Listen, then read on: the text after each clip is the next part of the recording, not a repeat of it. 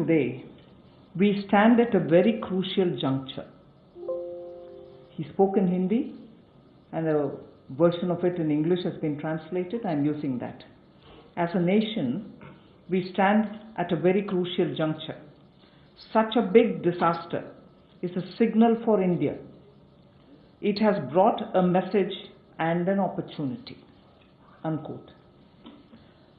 He also used the expression crisis and an opportunity. That again leads to me to refer to his expression that we need now to build an Atmanirbhar Bharat.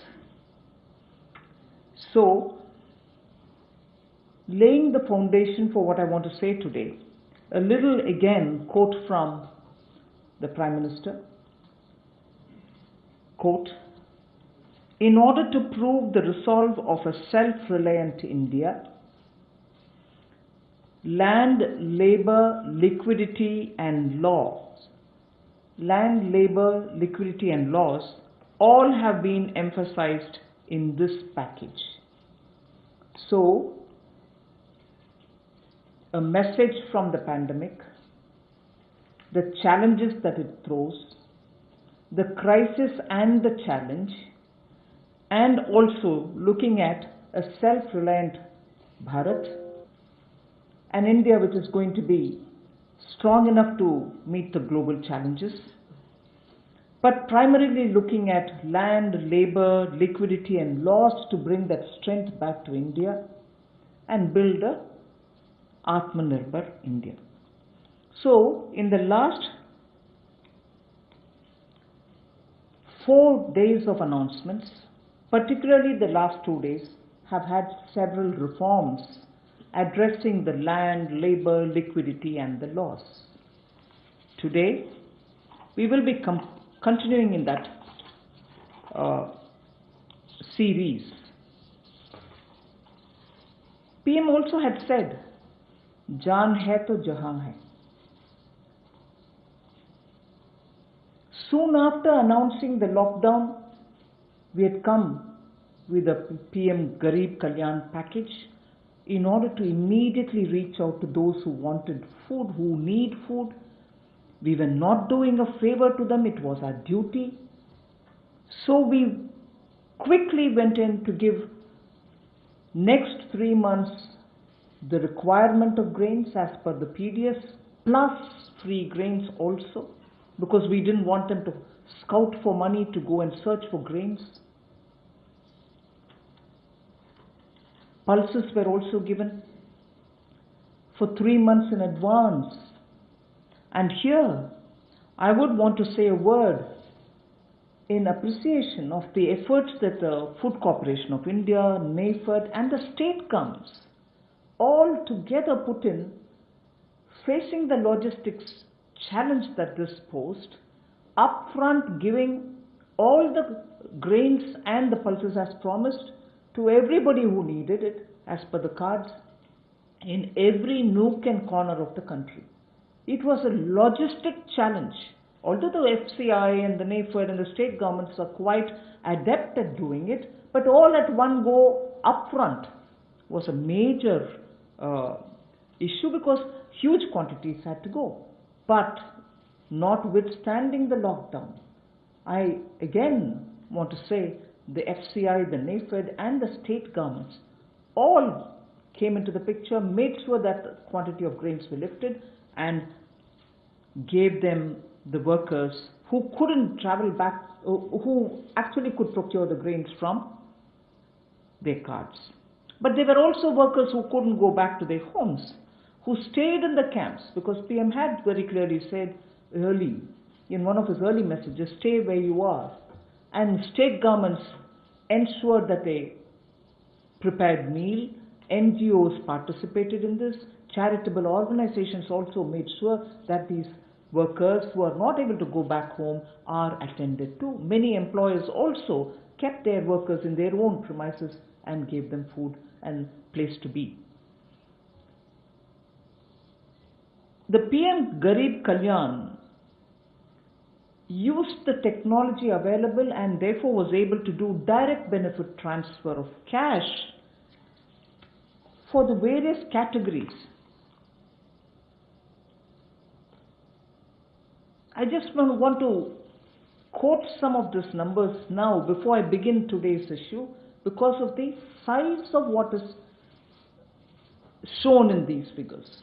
The number of people to whom directly to their accounts money could reach because technology, direct benefit transfer technology, was in time adopted and implemented with such missionary zeal over the last 4 years. Otherwise, this wouldn't have been possible at all. PM Kisan beneficiaries as of 16th May, I'm strictly talking about the announcements and their impact. One-time transfer of 2,000 rupees each has reached 8.19 crore farmers, and that amount is about 16,394 crores. NSAP beneficiary, the old age and others, first installment 2.812 crores of people, 1,405 crores of rupees in the first installment, again 1,402 in the second installment.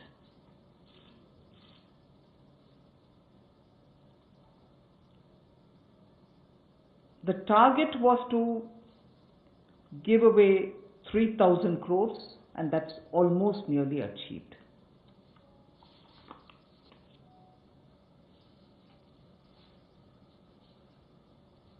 Jan Dhan account holding women under the PM Garib Kalyan were credited into 20 crore people's accounts, and that amounts to 10,025 crores of rupees.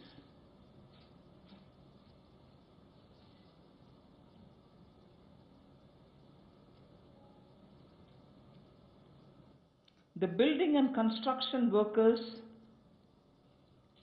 received their financial support amounting to 3,950.35 crores, and their number, the building and construction workers number, is 2.20 crores. Imagine each one of these numbers and their implication in terms of size. And all of them received the money directly into their accounts purely because DBT was possible.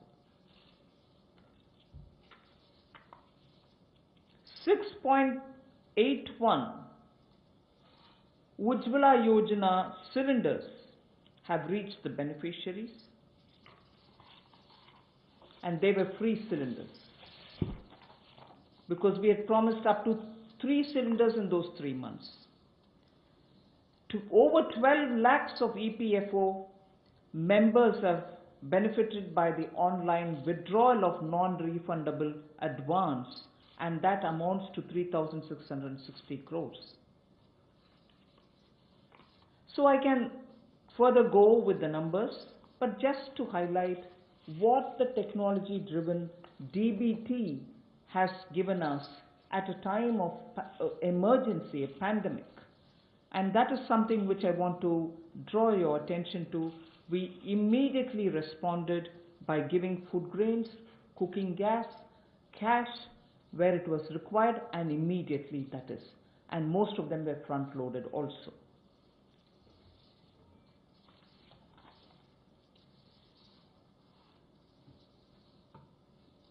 When the lockdown got extended, free grains and dal was also given for a further 2 months more. Free grains and dal was also given for 2 months more. And when it was really possible to have the workers go from the camps that they were in to their respective villages, trains were allowed,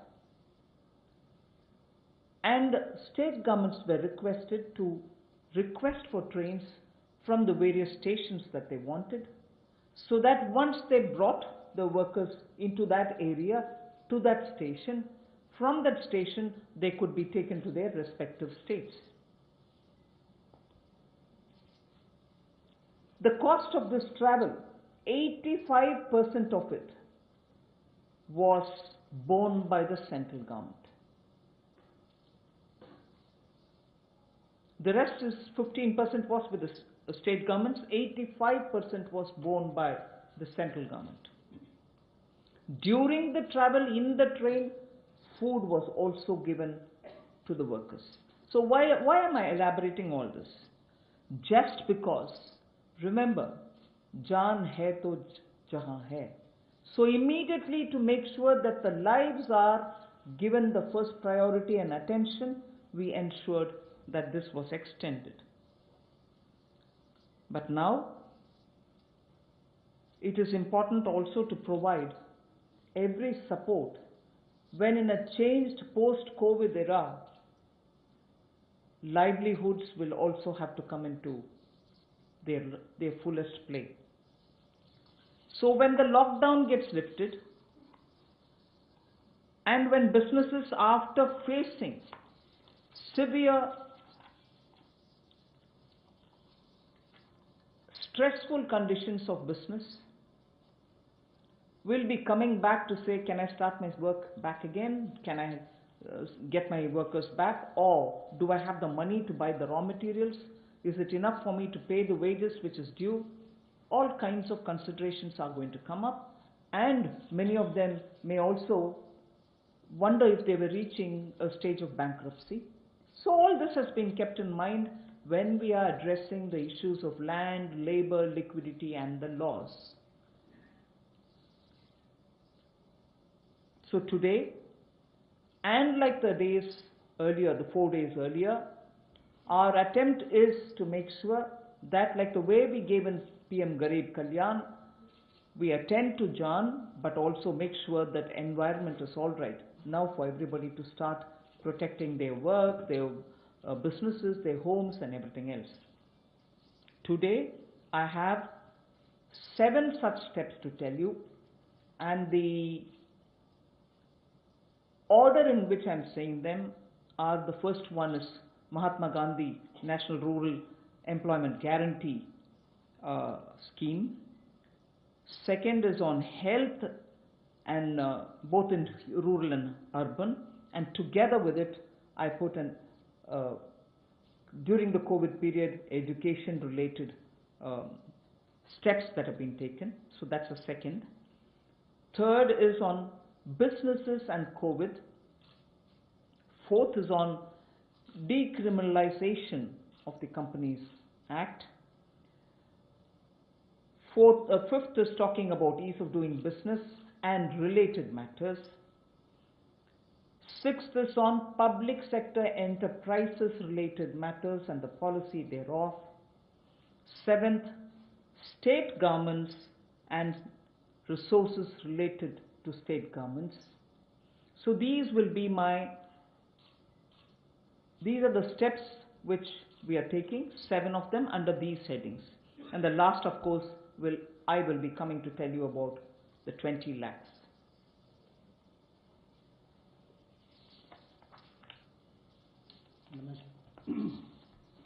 नमस्कार।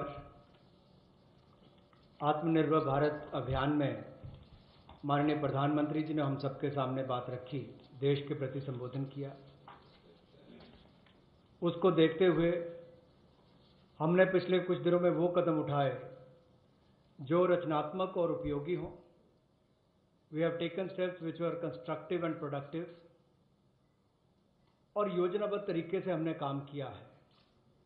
We have worked with a targeted approach in the last couple of months, और जैसा वित्त मंत्री जी ने कहा और माननीय प्रधानमंत्री जी ने भी कहा कि चुनौतीपूर्ण समय में भी संकट में अवसर देखने का काम किया है, और पिछले 5 दिनों में उन सबकी रूपरेखा आप सबके सामने रखी है। आत्मनिर्भर भारत का 20 लाख करोड़ का पैकेज और इसके साथ जो रिफॉर्म्स हम एक बड़ा बदलाव लाने के लिए और संबल प्रदान करने के लिए लाए हैं, वो पिछले कुछ दिनों में उसकी रूपरेखा हमने आपके सामने रखी।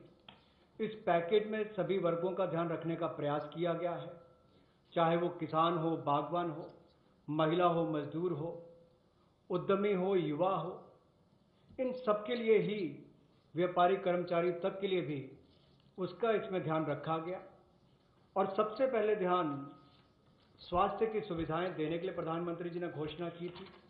फिर प्रधानमंत्री गरीब कल्याण पैकेज को हम लेकर आए 1,70,000 करोड़ का, और उसमें भी अगर आप आज तक देखें तो सबसे पहले राशन देने का काम, अनाज देने का काम जो पूरे देश भर की राज्य की सरकारों और यूनियन टेरिटरीज के माध्यम से किया, तो 80 करोड़ लोगों को मुफ्त में 5 किलो गेहूं और चावल देने के लिए हमने इस योजना को लेकर आए, और इनके परिवारों को 1-1 किलो दाल देने का काम भी किया, और प्रति व्यक्ति 5-5 किलो गेहूं चावल। इसके अलावा गैस की कमी ना हो, ऐसे 6 करोड़ 81 लाख रसोई गैस के सिलेंडर, और इसमें 8,429 करोड़ रुपया इन बेनिफिशरीज के खाते में डायरेक्ट बेनिफिशरीज ट्रांसफर के माध्यम से किया गया है। किसानों के लिए पीएम किसान योजना के माध्यम से 8 करोड़ 19 लाख किसानों के खातों में 16,394 करोड़ रुपया ट्रांसफर कर दिया गया है। नेशनल सोशल असिस्टेंस प्रोग्राम जो वृद्ध, विधवा, अपंग के लिए किया जाता है, उसमें भी 2 करोड़ 81 लाख बेनिफिशरीज को 2,807 करोड़ रुपये अब तक ट्रांसफर कर दिया गया। कुल इसमें 3,000 करोड़ ट्रांसफर करना था। प्रधानमंत्री जनधन योजना खाते जो लगभग 20.5 करोड़ लोगों के हैं, महिलाओं के हैं, जिसमें शहरों में भी 2 करोड़ महिलाओं के खाते इसमें आते हैं, इसमें 40 करोड़ 54 लाख ट्रांसफर करके कुल 20,267 करोड़ रुपया ट्रांसफर कर दिया गया है। और building and construction fund 2 crore 20 lakh beneficiaries को 3,950 करोड़ रुपया ट्रांसफर कर दिया। अब प्रवासी मजदूर अपने घरों में वापस कैसे जाएं? रोज की 300 गाड़ियां हमने रेलगाड़ी उपलब्ध करवाई हैं। जिस राज्य ने जितनी मांग की उसको उतनी उपलब्ध करवाई जा रही है। और इसमें जो मजदूर वापस गए उसमें 85% पैसा केंद्र सरकार ने खर्च किया ताकि मजदूरों पर कोई बोझ ना आए। रास्ते में खाना दिया। मोदी जी ने जहां एक और राशन देने का काम किया 80 करोड़ लोगों को, वहीं पर रेल की सुविधा भी 85 करोड़ पैसा केंद्र की सरकार ने किया। अब जो 8 करोड़ प्रवासी मजदूर हैं उनके लिए भी 35 करोड़ रुपए की योजना अलग से लाए कि उनके लिए भी राशन की कमी कहीं ना हो, तो गैस सिलेंडर भी दिया है। ये अपने आप में दिखाता है हमने कहीं कमी नहीं रखी। और ऐसे 12 लाख लोगों ने ईपीएफओ में से अपने 3,360 करोड़ रुपया पिछले 2 महीनों में निकालने का काम किया। ये सब कदम उस दिशा में है ताकि संकट की घड़ी में भारत के किसी व्यक्ति को कोई मुश्किल ना आए। हो सकता है कहीं थोड़ी बहुत कमियां रही हों, लेकिन प्रयासों में कोई कमी आगे भी नहीं छोड़ी जाएगी। अगर एमएसपी खरीद पर देखा जाए तो 74,300 करोड़ रुपया उस पर भी खर्च किया गया था, और जो 4.25 लाख करोड़ के ऋण किसानों ने लिए थे उसमें भी 3 महीने का मॉरेटोरियम अलग से दिया गया।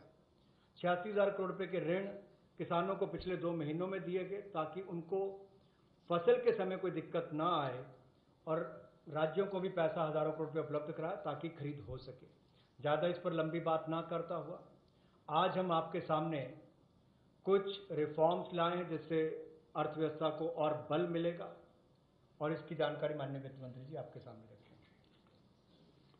So before I start on today's reforms and enabling measures, I would like to show what we have done in the last 2 months, particularly as regards containment of coronavirus, and also the way in which at that time businesses don't get affected by the compliance burden, and also make sure that children, school-going children, do have some technological support in conducting their classes, in having their classes conducted.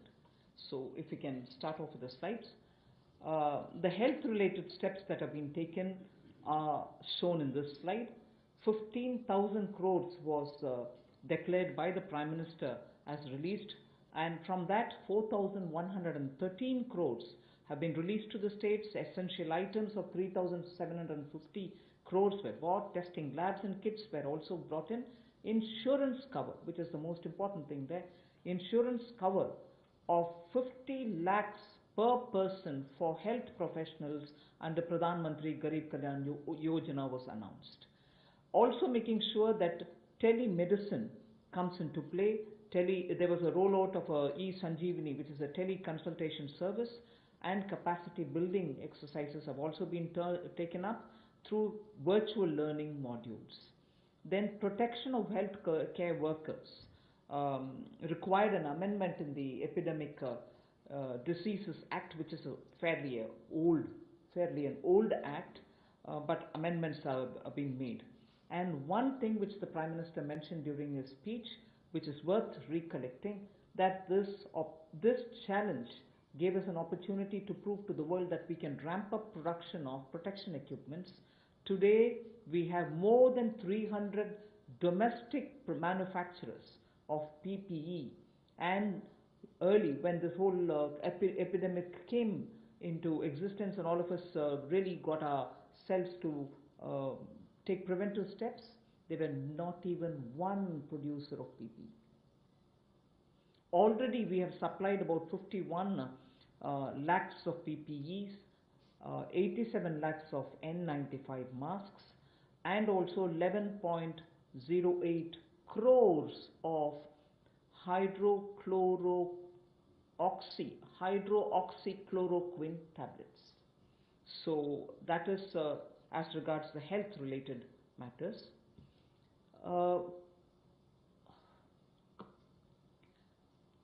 Ease of doing business, quite a few things have happened, but because I'm going to elaborate it as part of my package, I will not attend to it now. You can go over to the next slide.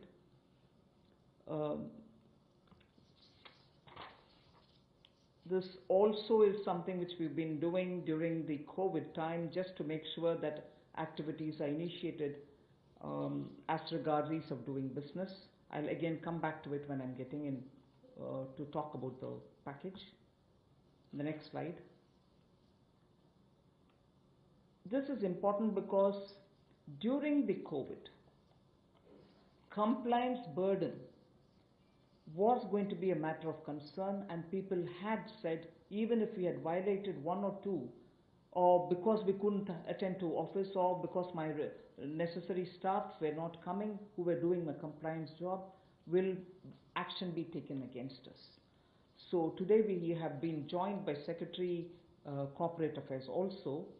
Timely action was taken to reduce the compliance burden under various provisions of the Companies Act. As well as that, companies could conduct, this is a very important technological advantage which we have used, like the DBT. We have said companies could conduct their board meetings, their EGMs and AGMs virtually, using technology through video conferences, and the latest order pertains to the fact that even rights issues can be done leveraging the strength of Digital India. This is a major step forward in corporate governance. So this is something which, because of the pandemic, the Corporate Affairs Ministry has been very proactive to engage with the companies and understand how best their problems could be sorted out. So that was a measure taken in such a context.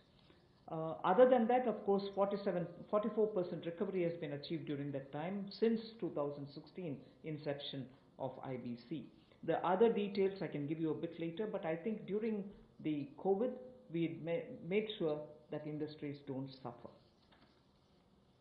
The third one about what we've done during the first 2 months during the COVID crisis is a bit of using technology for education. Online education has been taken up in a big way. Schools are now using a lot of technology, but Swayam Prabha, which is a direct telecast mode that they have, direct to home channels have been used. 3 channels are already earmarked for school education. Now another 12 channels are to be added to this. I am sure in schools in the rural areas also, this will be of great help, where schools can bring in technology to children, because irrespective of rural or urban, children love technology and they adapt very quickly to it. So the education HRD, the Education Department, the Human Resource Department, has made the best of this time to provide curriculum through technologically active media. So provision has been made for telecast of live interactive sessions so that teachers and students can watch what is going on, and these channels bring in experts from home through Skype. Also, they have tied up with private DTH operators like Tata Sky and Airtel to air educational video content. And this, of course, enhances the learning interest of children. So the states of India are coordinating to share airtime. 4 hours is given every day. States of India are also using it, and Swayam Prabha channels therefore will be telecasting education related contents. 200 new textbooks are being added to e-Pathshala. पिछले कुछ महीनों में विशेष तौर पर जो पहली कदम माननीय प्रधानमंत्री जी ने कोविड-19 को लेकर उठाया था, वो देश के लोगों के स्वास्थ्य की चिंता को करते हुए 15,000 करोड़ की घोषणा की थी, जिसमें से 4,113 करोड़ रुपया राज्यों को रिलीज कर दिया गया है, दे दिया गया है।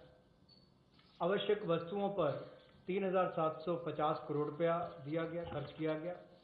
टेस्टिंग लैब और किट्स के लिए 550 करोड़ रुपया, और जो हमारे कोविड-19 के वॉरियर्स हैं, जो हमारे हेल्थ वर्कर्स हैं, उनको 50 लाख रुपए का बीमे की व्यवस्था माननीय प्रधानमंत्री जी ने की।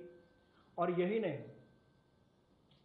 डिजिटल इंडिया को आगे बढ़ाते हुए आईटी का उपयोग करते हुए ई संजीवनी टेली कंसल्टेशन सर्विसेज का हमने इसकी शुरुआत की और कैपेसिटी बिल्डिंग की, चाहे वो वर्चुअल लर्निंग मॉड्यूल्स की बात हो और आरोग्य सेतु ऐप, तो करोड़ों लोगों ने देश भर में इसको डाउनलोड किया और यूपीआई भीम की तरह एक ये भी बहुत सफल प्रयोग देश में रहा है, जिससे लोगों को लाभ मिल रहा है और हम ट्रेस कर पा रहे हैं कि कोई व्यक्ति अगर कोरोना से संक्रमित है तो उसका भी आप कर सकते हैं। लोग सेल्फ असेसमेंट भी इसके माध्यम से कर सकते हैं। हमारे हेल्थ वर्कर्स के ऊपर हमला होता था, कोई लड़ाई झगड़े होते थे, उनको सुरक्षा प्रदान करने के लिए डॉक्टर हो, नर्स हो, पैरामेडिकल स्टाफ हो, इसके लिए भी हमने एपिडेमिक डिसीजेज एक्ट में उसमें बदलाव किया। और इसके अलावा जो हम कहते हैं कि संकट में अवसर देखने की बात, तो एक बड़ा उदाहरण यहां पर नजर आता है कि जहां भारत में एक भी पीपीई किट बनाने की कंपनी नहीं थी, आज 300 से ज्यादा यूनिट हैं, 3 लाख से ज्यादा पीपीई किट्स एक दिन में बनाई जाती हैं और N95 मास्क भी लाखों के संख्या में आज भारत में प्रतिदिन बनाए जाते हैं। ये एक बड़ा बदलाव है। और HCQ टेबलेट्स भी लगभग 11 करोड़ का उसका उत्पादन किया गया। ये अपने आप में उस दिशा में कदम है। इसके अलावा जो हमने कंप्लायंस बर्डन में कमी शुरुआत में की थी, वो भी शुरुआत में एक कदम था, क्योंकि 31 मार्च नजदीक आ रही थी, बहुत सारा दबाव कंपनियों पर रहता है। तो रिलेटेड पार्टी ट्रांजैक्शंस के जो प्रोविजंस है उसका युक्तिकरण किया गया और कंप्लायंस बर्डन को कम करने के लिए इस कोविड-19 के समय बहुत सारे प्रावधान कंपनीज एक्ट 2013 में उसके अंतर्गत ये प्रावधान किया गया कि जो बोर्ड मीटिंग्स हैं, ईजीएम्स हैं, एजीएम्स हैं, उनको आप टेक्नोलॉजी के माध्यम से कर सकते हैं। आपको व्यक्तिगत रूप से वहां पर उपस्थित नहीं रहना पड़ेगा। और एक बड़ा बात यह कि राइट्स इशू जो है, अब उसकी लिस्टिंग भी डिजिटल इंडिया की लीवरेज करते हुए हम इसको ऑनलाइन कर सकते हैं। ये भी एक बहुत बड़ा कदम है। पीएम केयर्स का जो फंड क्रिएट किया है उसको भी सीएसआर में उसको हमने रिकॉग्नाइज किया है। जिस तरह से सरफेसी एक्ट और डीआरटी में पहले रिकवरी के प्रयास किए जाते थे, इंसॉल्वेंसी बैंक्रप्सी कोड में 2016 के आने के बाद इसमें दुगने से ज्यादा रिकवरी हुई है। 221 केसों में 44% रिकवरी इसमें हुई है। एडमिटेड क्लेम्स जो है वो लगभग 4,13,000 करोड़ के हैं और जो वसूली योग्य रकम है वो लगभग 1,84,000 करोड़ है। और जो 13,556 केसेस हैं उसमें लगभग 5 लाख करोड़ रुपया एडमिशन से पहले ही जो ऐसी उसकी अमाउंट थी उससे पहले विड्रॉ इतने केसेस को कर लिया गया। ये भी एक बहुत बड़ी बात उस दिशा में है। शिक्षा के क्षेत्र में टेक्नोलॉजी का उपयोग कैसे हो। अब एक मीडिया में भी चर्चा थी, सोशल मीडिया में भी, कि गरीब के बच्चे तक कोविड-19 के समय शिक्षा की व्यवस्था कैसे पहुंचाई जाए। ये चुनौतीपूर्ण समय है, लेकिन हमारे एचआरडी मंत्रालय ने इसको बड़ी जिम्मेदारी और गंभीरता के साथ लिया और प्रधानमंत्री जी के निर्देश पर अगर कुल मिलाकर देखा जाए, जैसे स्वयं प्रभा डीटीएच चैनल पहले चलते थे, आज भी चलते हैं, वो मदद और सहयोग करने के लिए उसके माध्यम से इन लोगों तक पहुंचा जाएगा जहां पर इंटरनेट की सुविधा नहीं है, और इसलिए 3 चैनल्स को चिन्हित कर लिया गया है शिक्षा प्रदान कराने के लिए, और 12 और नए चैनल्स को इसमें जोड़ दिया जाएगा। यही नहीं, लाइव इंटरैक्टिव सेशंस इसका टेलीकास्ट भी हो सके, इसका प्रावधान भी एक्सपर्ट्स के माध्यम से किया गया ताकि स्काइप के माध्यम से आप इसका कर सकें। प्राइवेट डीटीएच ऑपरेटर्स तक भी हम पहुंचे हैं ताकि टाटा स्काई, एयरटेल और ऐसे जो बाकी प्लेटफॉर्म्स हैं उसके माध्यम से भी हम अपनी पहुंच बढ़ाकर देश के करोड़ों लोगों तक पहुंच सकें और शिक्षा को उन तक पहुंचा सकें। हमने राज्यों से भी अनुरोध किया है कि आप 4 घंटे का हमें ऐसा कंटेंट एजुकेशन का दें ताकि हम स्वयं प्रभा चैनल पर उनको दिखा सकें, और दीक्षा प्लेटफॉर्म के 66 करोड़ हिट्स अब तक हुए हैं 24 मार्च तक, और 200 नई टेक्स्ट बुक इसमें जोड़ी गई है ई पाठशाला के माध्यम से।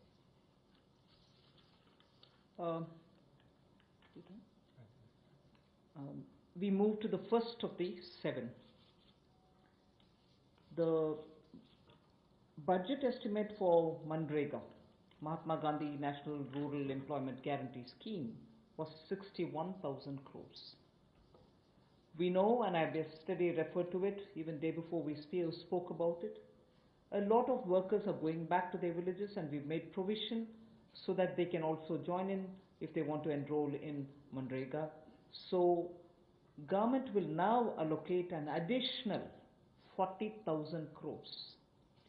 This way will ensure that during the monsoon season, and since many of them have gone back to their villages, and if they enroll, they will get the jobs. So 40,000 crore of rupees is additionally given over and above the BE. माननीय प्रधानमंत्री जी ने जहां प्रवासी मजदूरों को अनाज देने के लिए चिंता की, वापस जाने के लिए ट्रेन का 85% तक खर्चा केंद्र सरकार ने उठाया, रास्ते में अनाज राशन भी दिया, खाने की व्यवस्था भी की। अब जब वो वापस अपने घर जाएंगे तो काम की कमी ना हो, इसके लिए 300 करोड़ परसेंटेज ज़्यादा इसमें जनरेट होंगे, और इसके लिए 40,000 करोड़ रुपए का अतिरिक्त प्रावधान भारत सरकार ने किया है ताकि ग्रामीण क्षेत्रों में रहने वाले जो हमारे यहाँ से प्रवासी मजदूर वापस गए उनको काम की कोई कमी ना आए और आय के साधन भी हो सके। We now go to the second, which is ramping up the health infrastructure. After all, as I said, if there was this crisis, if there was this challenge, we also should see the opportunity and be ready to face any future emergency situation that may arise. Health reforms and initiatives have been put in place. Public expenditure on health will be certainly increased. Investments at the grassroots level will be ramped up for health and wellness centers, both in the rural and urban areas. Remember that we have been talking about wellness centers so that they can be in tier 2 and tier 3 cities, and particularly giving focus in aspirational districts. We also spoke about the viability gap funding for the social infrastructure only yesterday. So we will be ramping up all the wellness centers and health infrastructure. All districts will have an infectious diseases block in their hospitals. All districts. Then lab, in Delhi we have a lot of path labs moving around and which facilitates people's lives. Lab networks in rural areas are not adequate. So public health labs will be set up at all block levels, not just in district, but block levels, we will have public health labs. So I recall Prime Minister did say this pandemic is a challenge, this or any pandemic. If at all it poses a challenge, we need to be ready, Atma Nirbhar, in hospitals, at the block and at the district levels. So there is a lot of emphasis being now given for setting up hospitals and also labs, diagnostic labs and testing labs, both with private and public funded opportunities.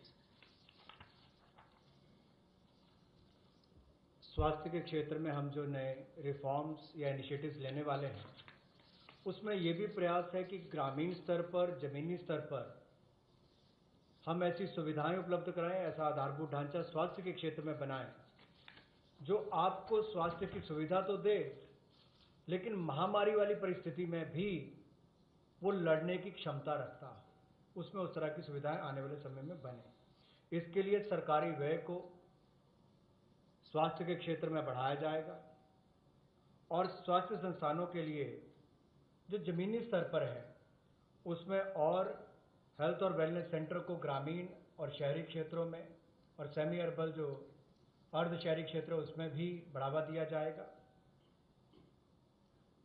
सभी जिला स्तर के अस्पताल जो हैं उसमें भी infectious diseases के लिए, ताकि भविष्य की महामारी से लड़ने की क्षमता उनकी बने, उसके लिए कदम उठाए जाएंगे। जो लैब नेटवर्क है उसको भी और मजबूत किया जाएगा और एकीकृत पब्लिक हेल्थ लैब्स सभी जिलों में और ब्लॉक लेवल्स पर यानी कि खंड स्तर पर इनको बनाया जाएगा ताकि आने वाले समय में महामारी से लड़ सकें। और शोध को वृद्धि देने के लिए, रिसर्च को वृद्धि देने के लिए national institutional platform for one health, ये ICMR के माध्यम से होगा और नेशनल डिजिटल हेल्थ मिशन इसका पूरा ब्लूप्रिंट तैयार करेगी। Along with health, as my second point, Manrega was the first, now this one is the second, health and education. The next slide shows you what efforts have been made as a result of learning from the pandemic experience. PM eVidya program for multimode access to digital online education will be launched immediately, and this will consist of Diksha, which gives a one nation, one digital platform facility, and this is for school education. One earmarked TV channel for each class from class 1 to 12. One earmarked TV channel per class, one channel will also be part of this. Then there will be extensive use of radio, community radio and podcasts. So technology in a big way into education. Extensive use will be made of radio also. Special e-content for visually and hearing impaired children. This is going to be one of the very big step forward, and I personally feel very touched by the HRD's attempt to ensure that Divyang children also get equal access to good quality education. So special e-content for visually and hearing impaired children, and the top 100 universities will be permitted and will be automatically allowed to start online courses, by 30th May 2020. I remember speaking about this particular aspect during the budget also. Then of course, one very important thing, there are two other points, but I will just briefly refer to Mano Darpan. I think this is a great initiative, considering that during this lockdown period also, many students required support, psychological support, because lockdown was new to them. There was this fear, don't go anywhere, don't touch anybody, don't speak to anybody, don't take anything from anybody else. Children were definitely stressed because of this, and an initiative for psychological support of students, teachers and families, the larger thing being for mental health and emotional well-being, is being launched immediately. There are other two things, but for want of time, I would rather briefly touch this and get to the next.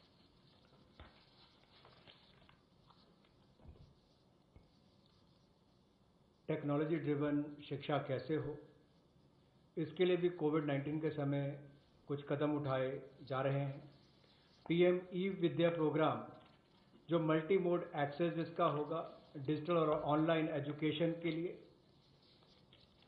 इसको भी जल्द इसकी शुरुआत की जाएगी, जिसमें दीक्षा ये हमारे स्कूल एजुकेशन के लिए राज्यों और यूनियन टेरिटरीज में ई कंटेंट और क्यूआर कोडेड ये जो टेक्स्ट बुक्स है सभी ग्रेड्स के लिए उपलब्ध कराएगा।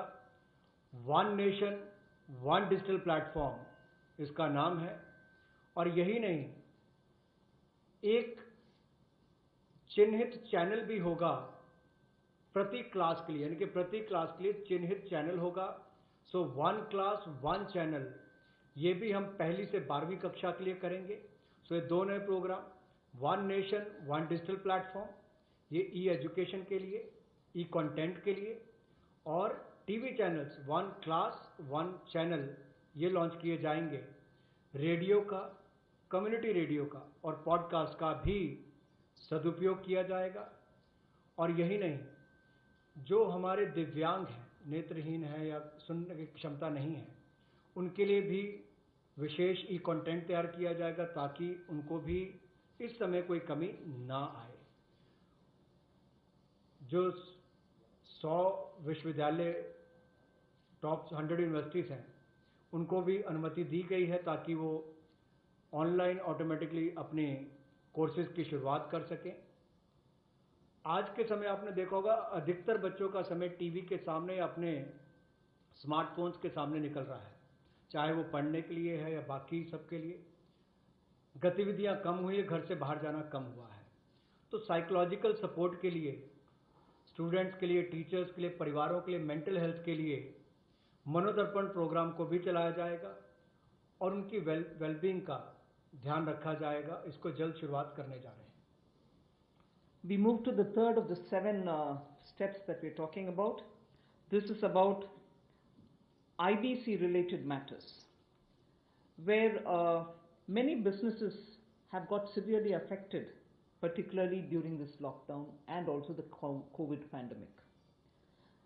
Debts related to COVID shall be excluded from default under the IBC.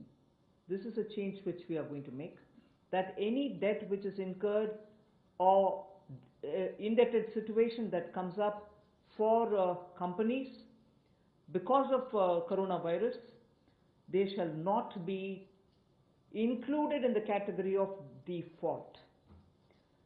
Then no fresh insolvency procedures or proceedings will be initiated up to 1 year.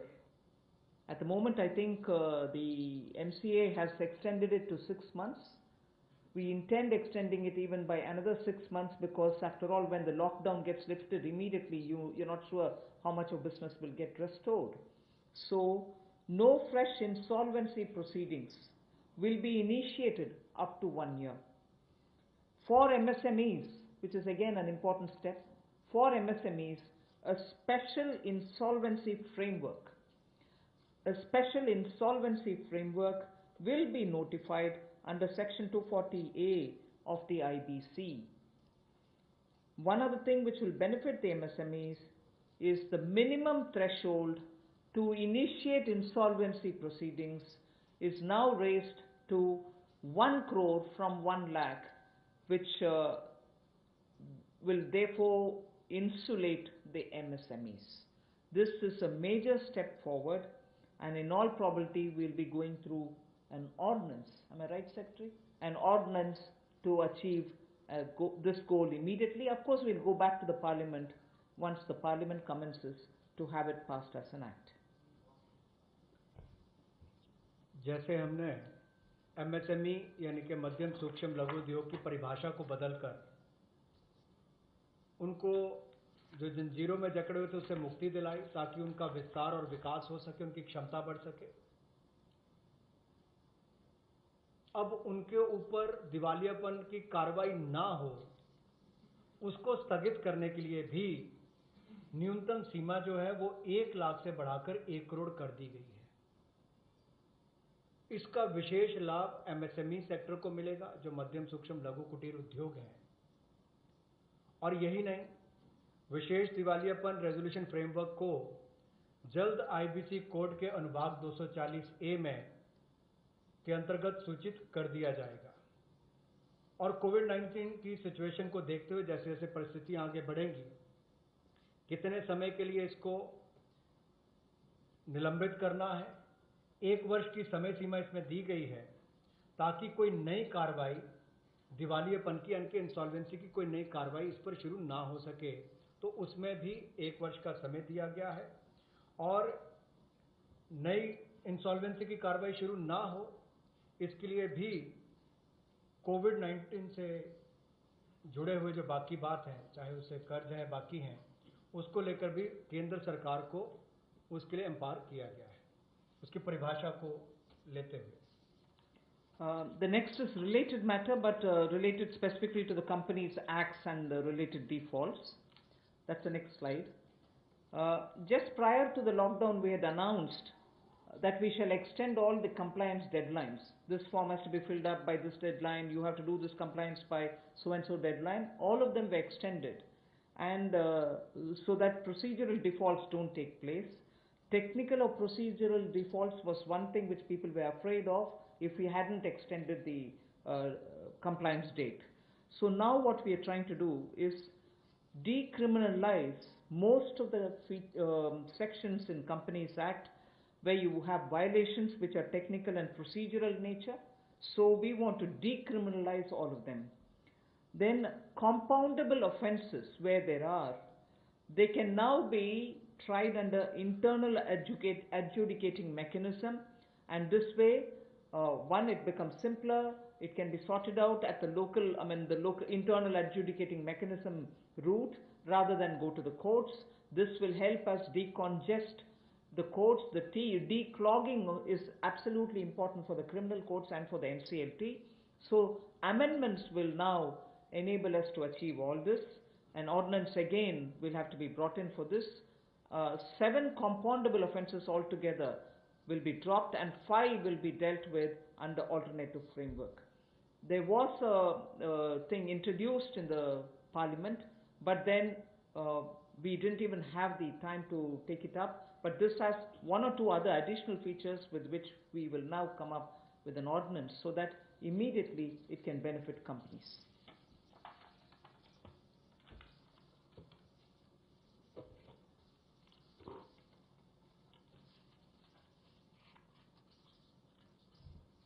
जो छोटे तकनीकी और प्रक्रियात्मक चूक होती है, उसको अब अपराधीकरण की सूची में से निकाल दिया जाएगा। यानी कि छोटे मोटे तकनीकी या प्रक्रिया में आपसे कोई चूक रह जाती है तो पहले उसमें क्रिमिनलाइज उसको उसके रूप में देखा जाता था, अब उसको डीक्रिमिनलाइज कर दिया गया है। जैसे आपने CSR की रिपोर्टिंग में कई कमी रह गई, या आपकी बोर्ड रिपोर्ट में छोटी मोटी कमी रह गई, फाइलिंग के समय डिफॉल्ट हो गया, AGM की होल्डिंग में थोड़ा डिले हो गया, तो अब इन सबको से बाहर कर दिया गया है ताकि इसको उसमें अपराधीकरण की सूची में ना रखा जाए। एक और बड़ा बदलाव जो है, जो कंपाउंडेबल ऑफेंसेस थे, उस सेक्शंस में भी बड़ा बदलाव लाया गया है। उसमें मेजॉरिटी में से पहले केवल 18 सेक्शंस को इंटरनल एडजुडिकेशन मैकेनिज्म के रूप में देखा जाता था, उसके अंतर्गत लिया जाता था। अब उसको बढ़ाकर 58 कर दिया है, यानी कि 40 और इसमें जोड़ दिए गए। अब इन सबको कंपाउंडेबल ऑफेंसेस के रूप में नहीं देखा जाएगा, इसको इंटरनल एडजुडिकेशन मैकेनिज्म में लिया जाएगा। और जो रीजनल डायरेक्टर है उसकी पावर्स को भी बढ़ा दिया गया है, तो इसमें कंपनीज की हरासमेंट भी कम होगी और काम करने का ईज ऑफ डूइंग बिजनेस में भी बल मिलेगा। और जो हमारे न्यायालयों पर और NCLT पर दबाव रहता था केसेस का, अब कम केसेस उनमें जाएंगे और उसको भी लाभ मिलेगा। जो 7 कंपाउंडेबल ऑफेंसेस हैं उनको पूरी तरह से ड्रॉप कर दिया गया है और 5 को अल्टरनेटिव फ्रेमवर्क के रूप में लिया जाएगा। The next one also relates to the corporate affairs. In order to make it easier for companies, there are several features, but I'll highlight only 2 of them. The rest will be shared to you. First is, this will help companies to directly list their securities in foreign jurisdictions. So now companies can list their securities directly in foreign jurisdictions. So this is one big step forward for Indian companies. And then second, listings of non-convertible debentures on stock exchange will not be regarded as those companies as listed companies. So if companies were to just put their non-convertible debentures in the stock exchange, it doesn't mean that they become listed companies. So these are two steps, but of course there will be more which will be shared to you. You will be able to get the further details on it. For want of time, I don't want to spend more time on it.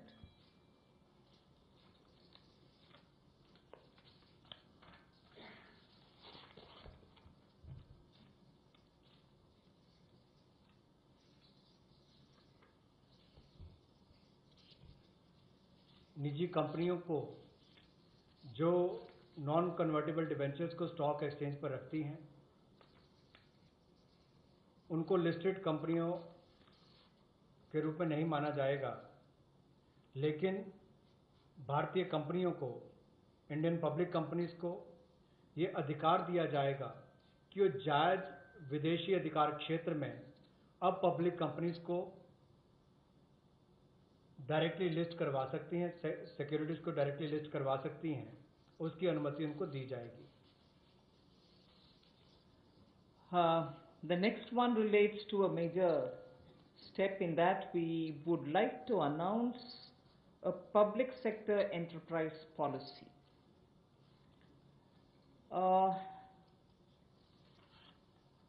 An Atmanirbhar Bharat needs a coherent policy. All sectors will be open to private sectors also.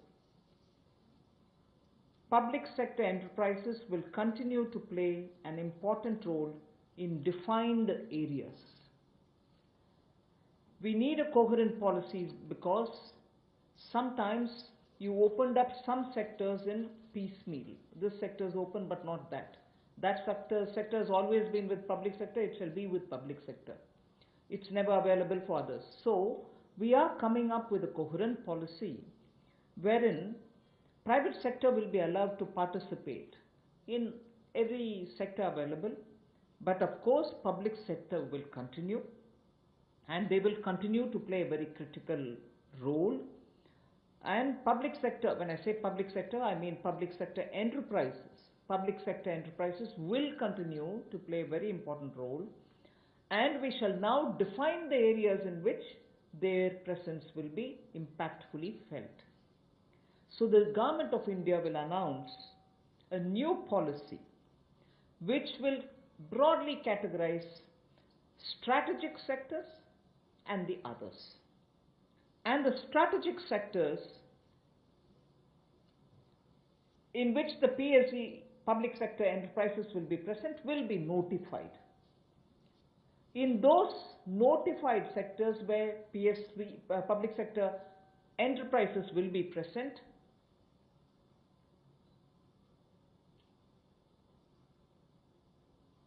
at least one public sector enterprise will be present.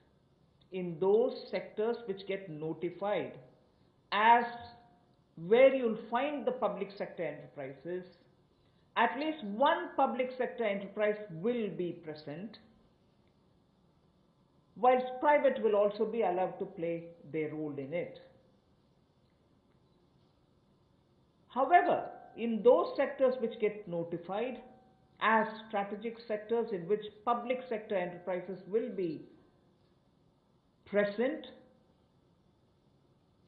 only 1, 2, 3 or 4 public sector enterprises will be present. In the sense, not more than 4 public sector enterprises will be there in that strategic sector notified for the presence of public sector enterprises.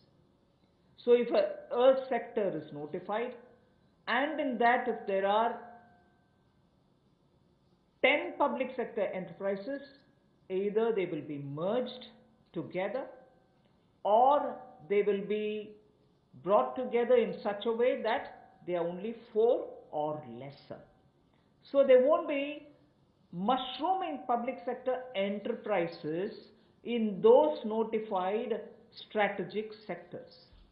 So in the notified strategic sectors, definitely public sector undertakings or enterprises will be present, but private sector will also come in. But imagine a particular sector which is notified as strategic. If there are too many public sector enterprises, they will either be brought together to form bigger public sector enterprises, and in that process we will not have more than 4 of them. They can be lesser than 4, but not beyond 4 public sector enterprises in those notified strategic area. Private sector can slowly come in and be present and compete in every sector, but the detailed policy will soon be opened up and issued.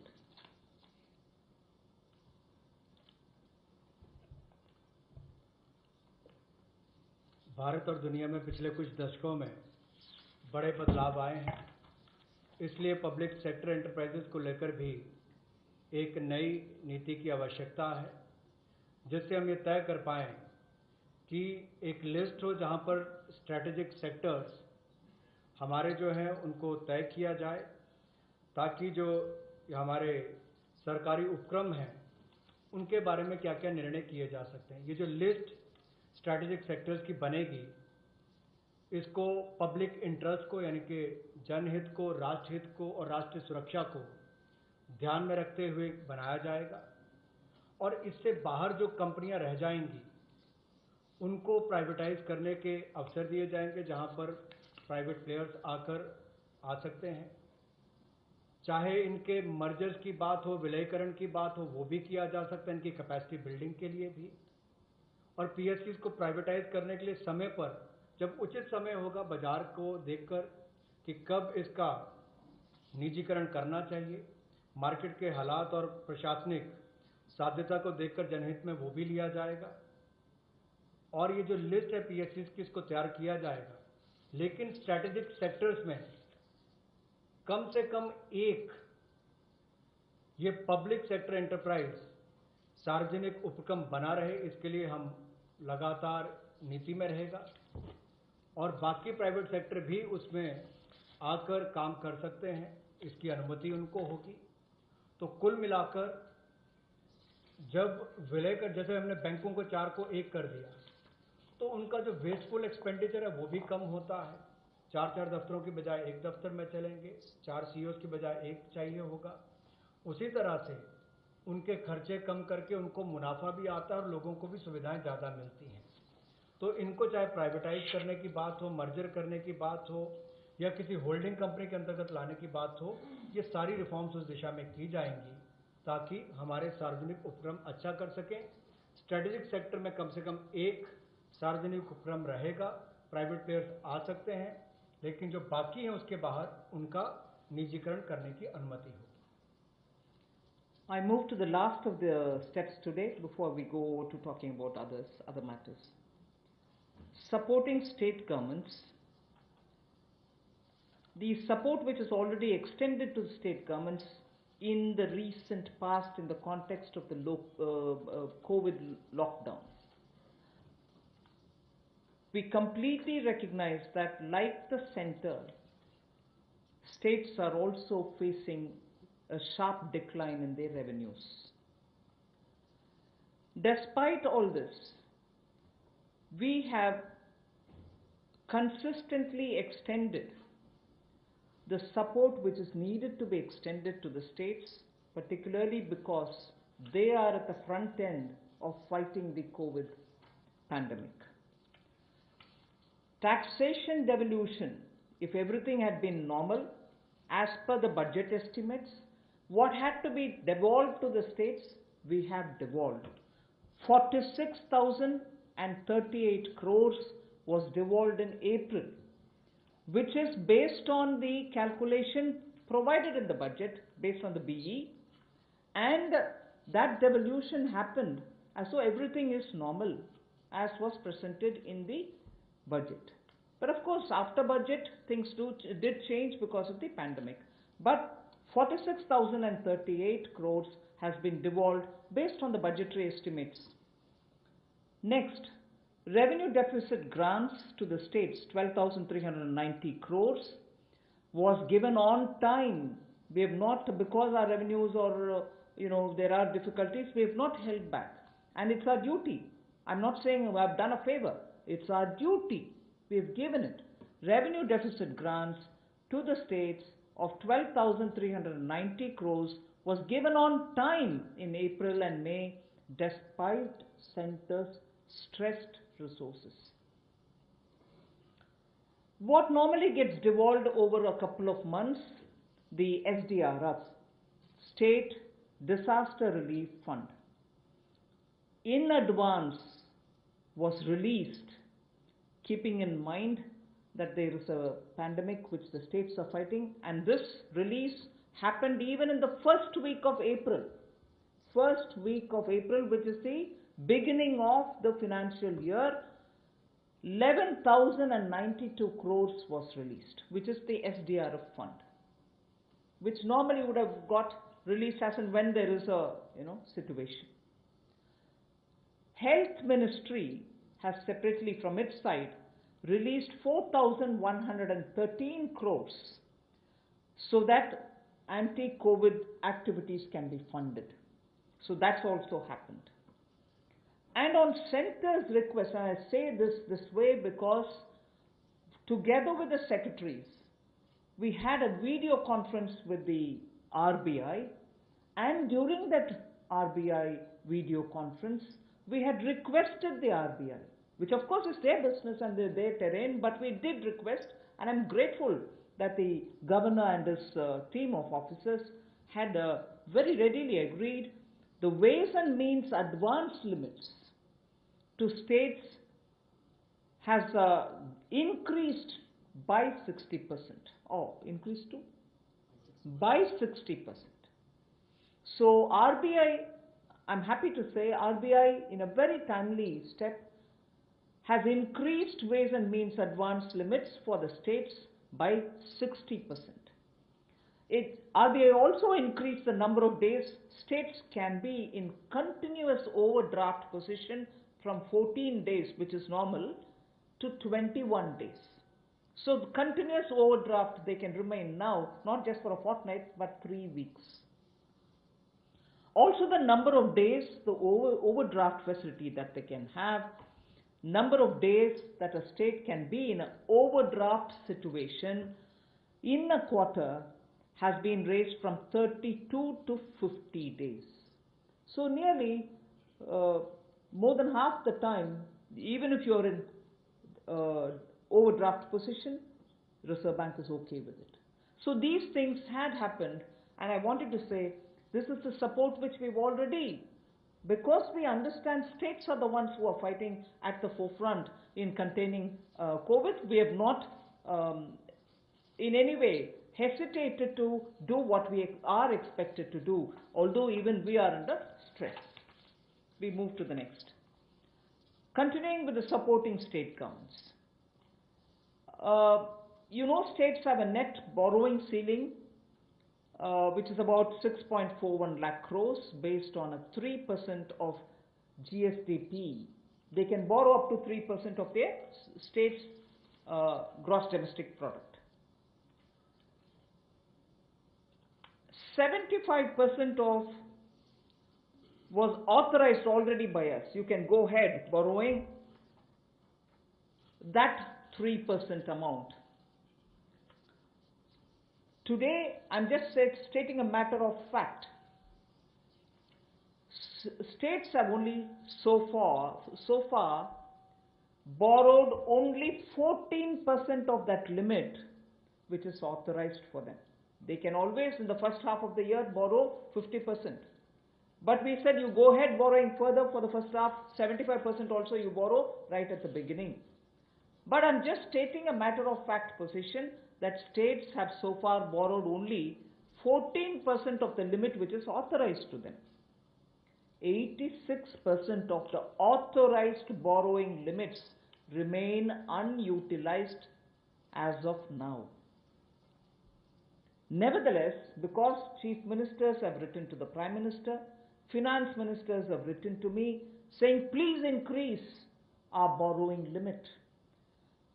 It is now 3% of your state's GSDP.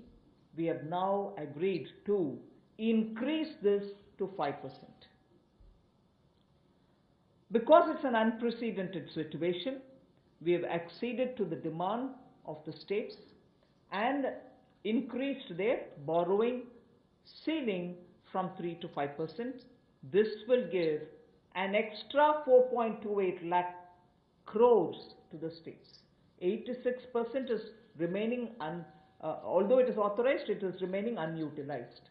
Only 14% has been utilized by the states. They have requested us for increasing the cap for borrowing from 3%. So we've agreed to increasing the borrowing limit to 5%. So an additional 4.28 lakh crores will be available as extra resources for the states.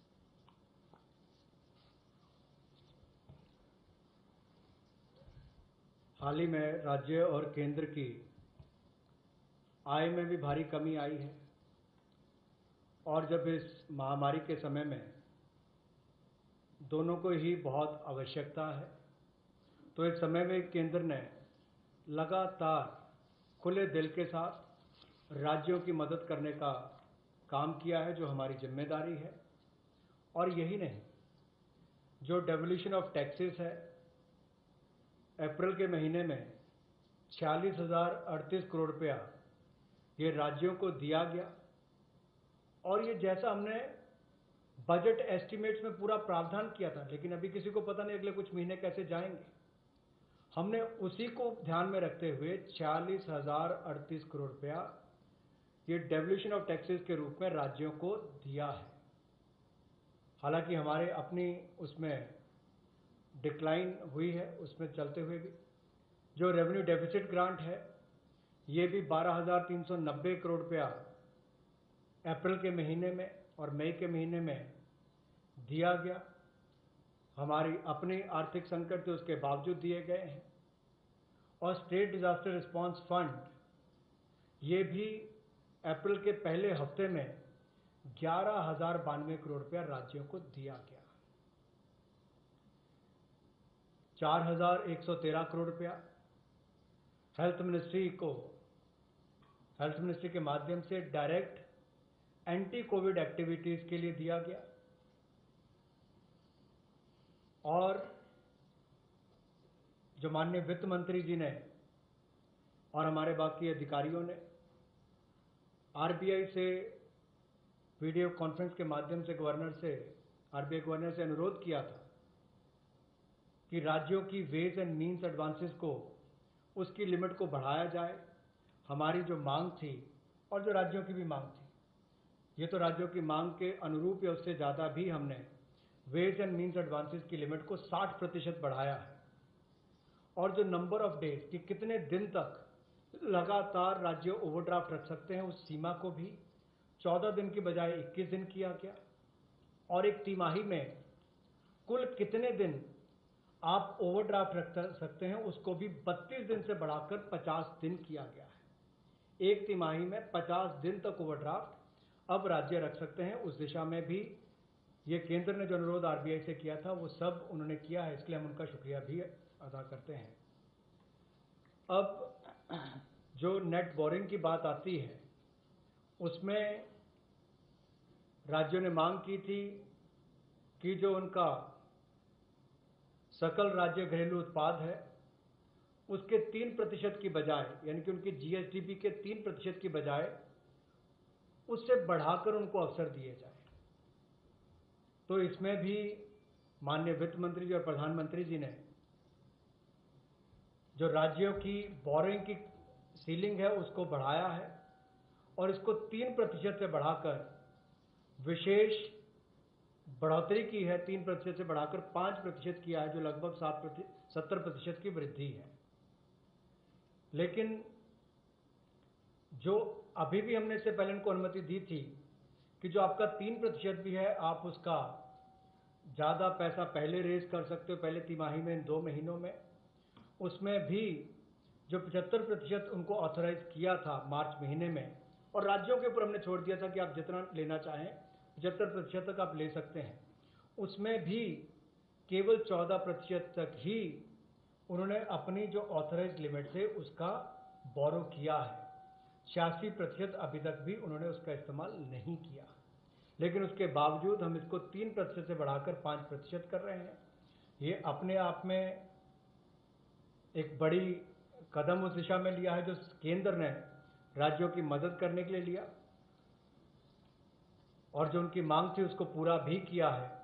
इससे राज्यों को 4,28,000 करोड़ रुपया अतिरिक्त संसाधन मिलेंगे, जिससे राज्यों को बहुत बल मिलेगा। I move to the next one, which is also about the state governments and the extra borrowing limits that we are extending. Part of the borrowing will be linked to specific reforms. From 3 to 5 is the increase. From 3 to 3.5 unconditionally we extend. The next 1%, which is up to 4.5%, we will release in 4 tranches of 0.25%, each of the tranches linked to a clearly specified, measurable and feasible reform which is necessary as an action to be taken. And why do we want this linkage with reform, state level reform? Because we want to make sure that the poor benefit by all the monies which are getting borrowed, and we from the center and states are collectively committed to, for instance, implementing one nation, one ration card, implementing ease of doing business at the district levels, power distribution and related issues. We spoke about the DISCOM problems, GENCOs not getting paid, and the urban local body revenues related issue. So I repeat, we have increased the borrowing limit for the states from 3 to 5. From 3 to 3.5, the additional, that 0.5% is unconditional. After that, up to 4.5, that 1% increase will be released in 4 tranches, and each one of those tranches will be linked to reforms which have to be taken with specified, measurable, feasible action. The next one, which is another 0.5, because I would have touched 4.5 with that, the last 0.5 will be given as soon as the milestones are achieved, not in all the 4, but at least in 3 of these conditions.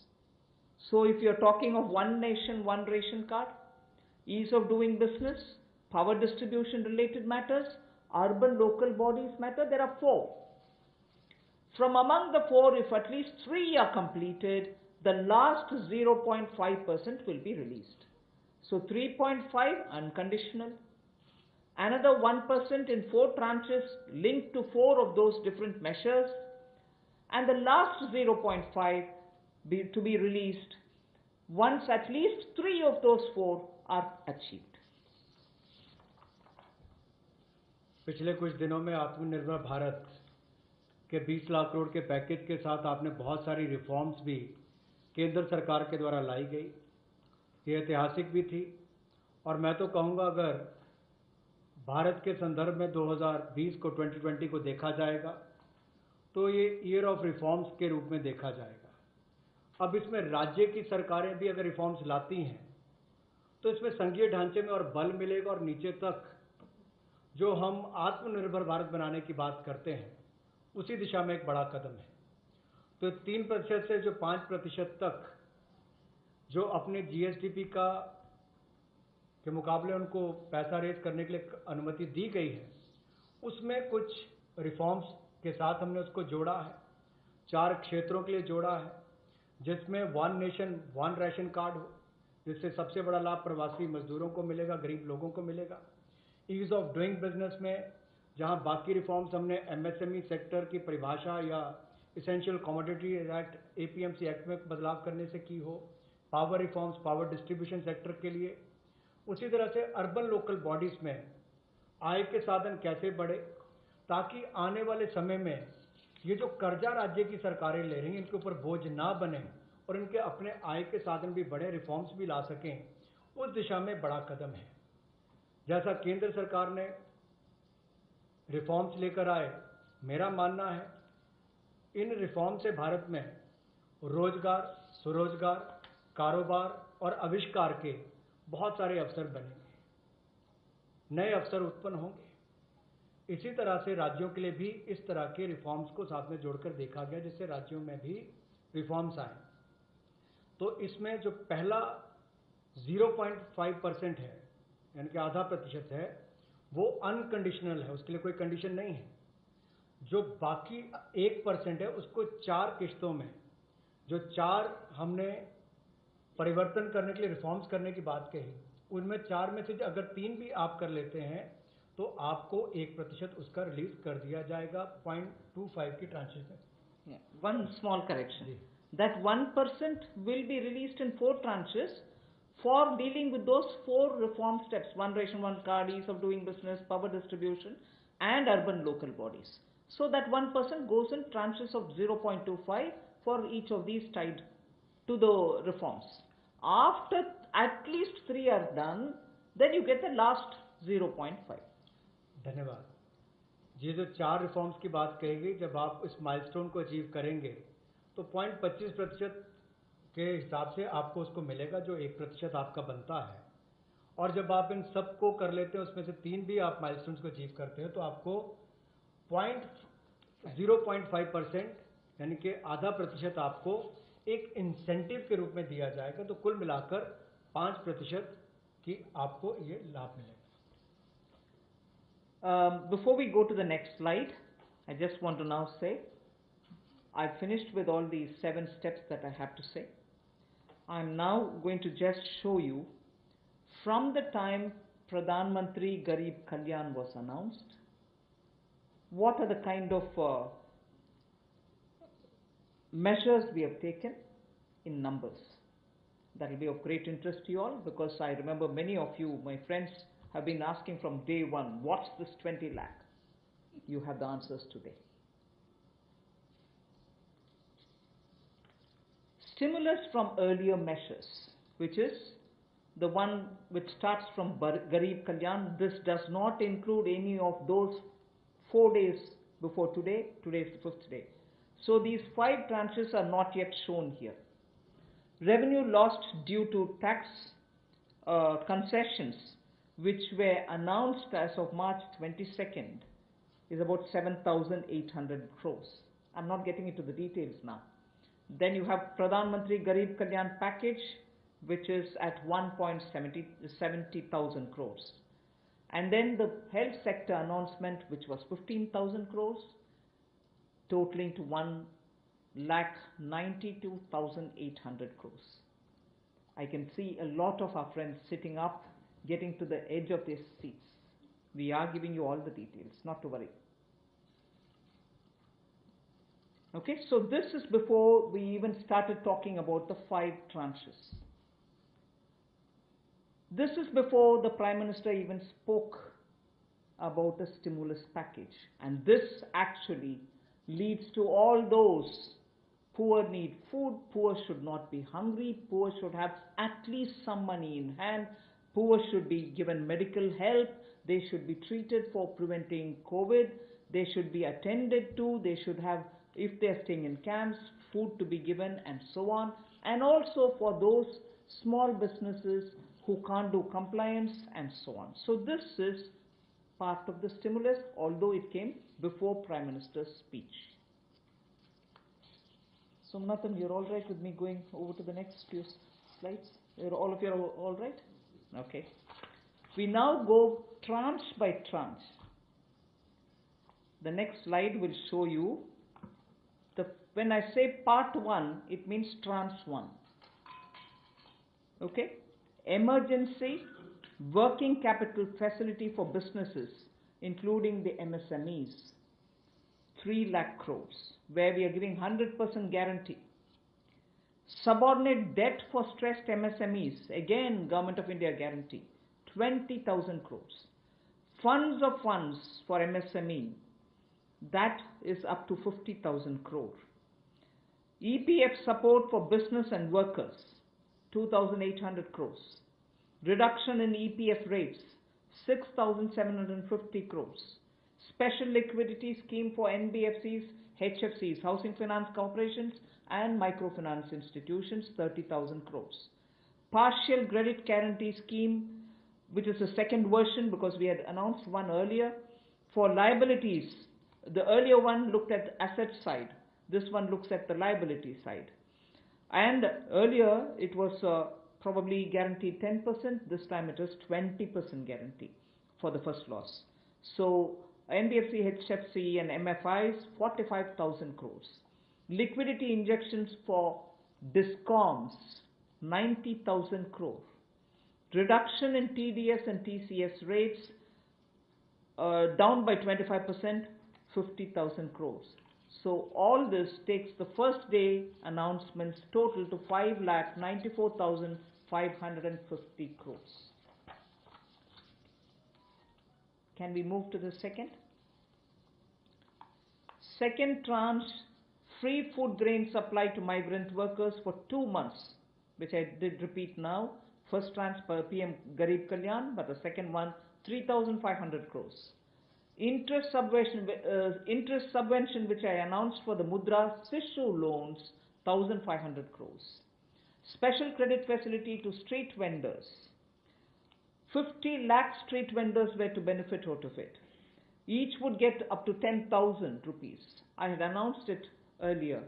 That takes 5,000 crores.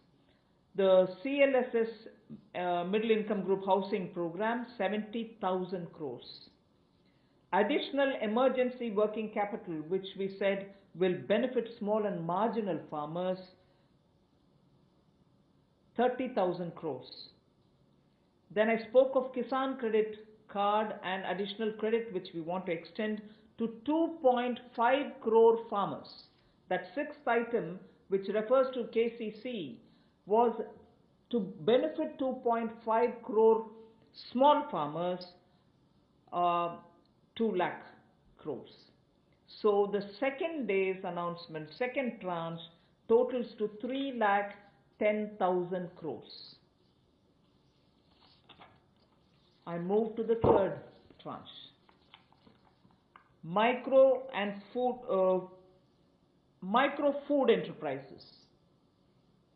I get very mixed up with the food micro enterprises, micro food enterprises. I'm comfortable calling them micro food enterprises. Micro food enterprises which were to benefit 2 lakh units, meaning 2 lakh small entrepreneurs who are running their food processing centers can all benefit, and that would mean 10,000 crores.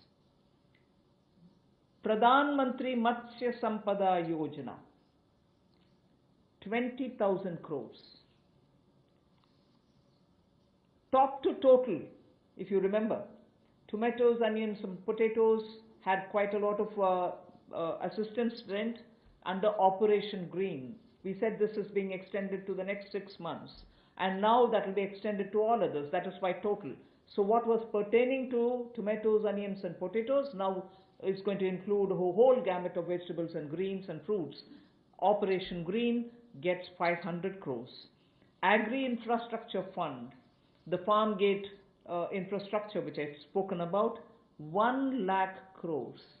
Animal Husbandry Infrastructure Development, which we spoke about yesterday also, dairy development, this is 15,000 crores. Promotion of herbal cultivation, I did speak to you all elaborately about it, 4,000 crores. A small but a very essential from the point of view of agri-life.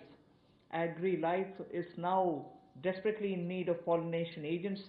Beekeeping initiative, 500 crores. So tranche 3, the third set of announcements which were made after Prime Minister's self-reliant India.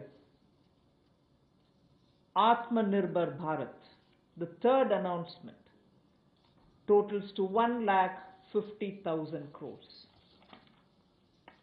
I put together 4 and 5.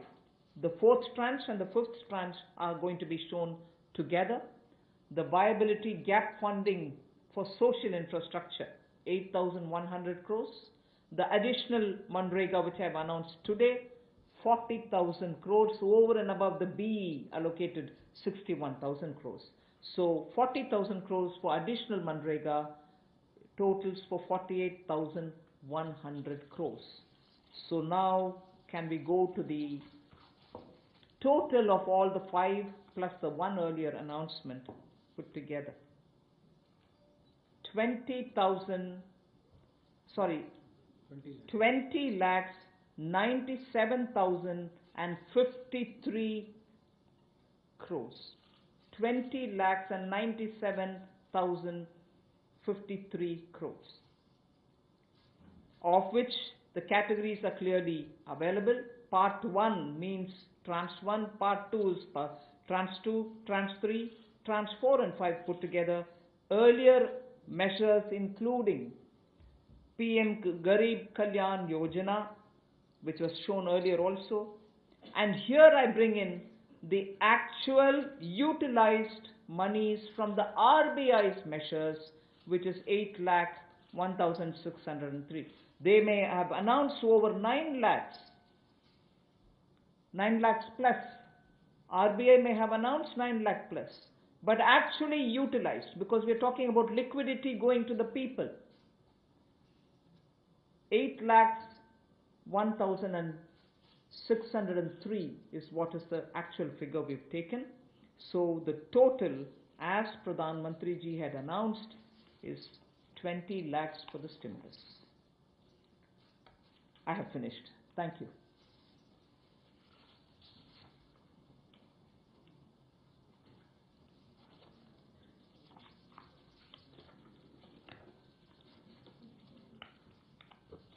Friends, I think itna detail mein dene ke baad I am seeing almost everyone is ready with a question, and today incidentally I have got maximum question online also.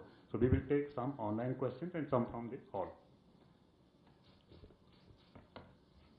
Madam, this first question is online. Do we expect more bank mergers in view of the privatization? If yes, when will the new mergers start? Bank mergers, right? No, we have not announced anything. So mergers have not announced anything. Number 14. I'm Timsi this side from CNBC TV 18. Few clarities on the state finances. You said that government has hiked the borrowing limits along with the details of how they can borrow. Does this mean it will also help, has government increased the fiscal deficit of the states under the FRBM from 3% to 5%? Also, states are expecting some of their pending dues when it comes to the GST compensation dues, etc., which are pending of the previous fiscal. By when can they expect that? And on the company affairs, is there more which is coming, because companies are requiring a lot more clarity and a lot more relaxations when it comes to their corporate governance norms, which they are unable to meet due to the current COVID situation? The companies thing, I think we are continuously addressing it as and when things are required. Prior to COVID, we did address a lot of criminality-related matters. During COVID, I've explained to you, we'll keep on continuous interaction with companies and we'll address those concerns which they come periodically.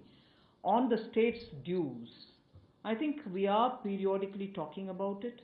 GST dues is very clearly explained in the GST Council. It's not for one state and not for other, or selective states and not for others. All states' GST dues are dues which we recognize December, January, February, March, have not been paid. Okay? Then on the FRBM, you'll get to know about how states are going to handle their own. I can't speak for them. Can we have details of new strategic sectors under the new public sector policy? Which is yes, I said the policy will be announced and the list will come out from the time. when the policy gets really, and it's not going to be too long. Sooner we'll announce it. The list will be out then. Number 11. Thank you, Madam. I'm happy that you've given the breakup. The real issue, as the first day I'd asked you, is about the fiscal deficit, because I understand that today is a difficult time. Nobody had envisaged COVID and where it has. So where do you target it? Because you've already done additional borrowings. You're also increasing 3 to 5%. So will you be able to? The budget estimated it at 3.5. That's not possible. So where do you see it touching now? Sunil, we are only in May. February was the budget. April 1st is the new year. We've not even completed 2 full months of the new year. And we've also continuously kept showing what we are doing. So I think we'll allow it for a bit later to talk about fiscal deficit. Sunil, the question is COVID related here also online. I'll read that question. I think that will complete this month. But is COVID related debt? Is it debt which is raised during the COVID period, or the debt raised from the banks under their COVID timelines, or the debt which is announced for the first time for the MSME? When that notification will be issued by the Secretary MCA, he would definitely tell a specific date from when debt incurred during COVID period. It could be any date commencing, say, I don't know, 1st February, or the date when the lockdown started, something. Mine will be applied to say what relates to be defined as COVID related debt. So I may not give you the specific date now. I've told you that I'm working on it. The notification when it comes out will tell you when does that start. The definition of what gets defined as COVID related debt. From which date does it start? Will be clear. It will be absolutely made clear by the Secretary when he releases the notification. 59.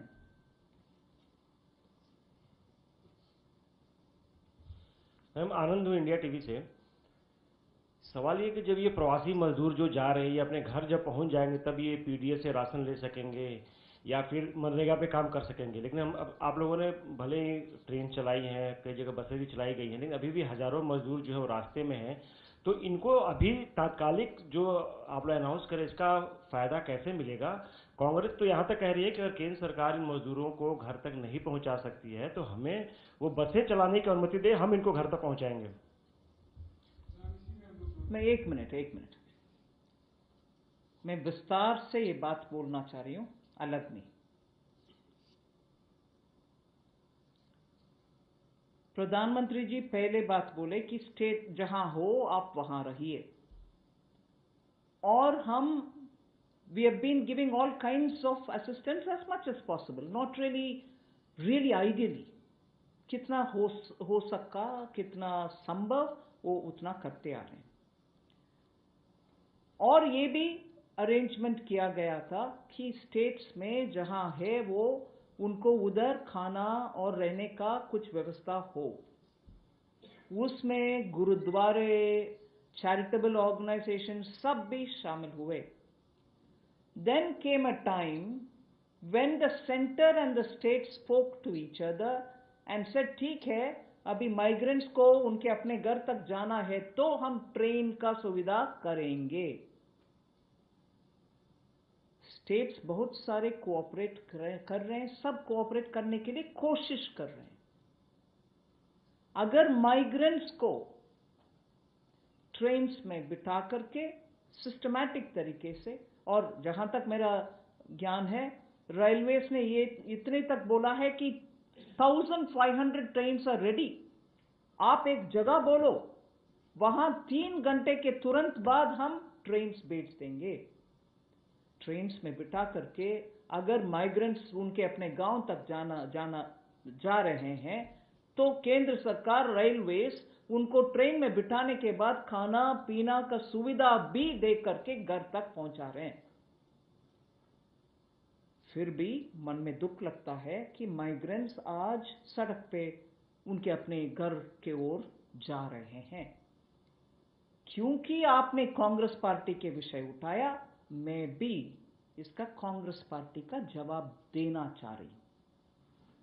क्यों उनके अपने अपने राज्य सरकार जहां भी है और ट्रेन मंगवाएं, और माइग्रेंट्स को उसमें बिठाएं और माइग्रेंट्स को इतने सुविधा के साथ, सुविधा काफी नहीं है फिर भी सुविधा के साथ उनके घर तक पहुंचाने के लिए उनके अपने राज्य को, जहां कांग्रेस के सरकार हो या जहां उनके स्नेह पार्टीज हैं, अलायंस पार्टीज हैं, उनके पास बात करके उनके साथ कोऑपरेट करके और ट्रेन मंगवाएं और माइग्रेंट्स को ट्रेन में बिठा करके उनके अपने घर भेजें, ना कि जब वो दुख के साथ पैदल जा रहे हैं उनके टाइम बर्बाद करते हुए उनके पास बैठ करके बातचीत करना।